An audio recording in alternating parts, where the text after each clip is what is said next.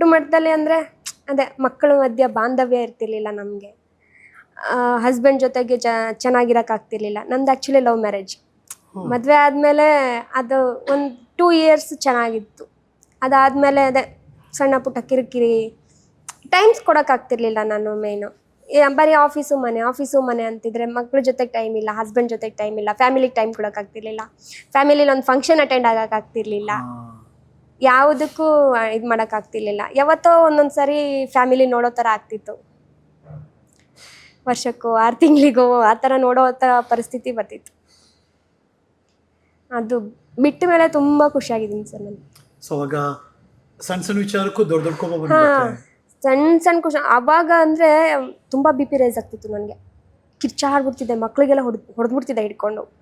ಸ್ವಲ್ಪ ಏನಾದರೂ ಆ ವರ್ಕ್ ಪ್ರೆಸರ್ಗೆ ಒಂದಿನ ಮನೇಲಿದ್ದರೆ ಆ ಪ್ರೆಸರ್ಗೆ ಮನೇಲಿದ್ರೂ ನಮಗೆ ಬಿಡ್ತಿರ್ಲಿಲ್ಲ.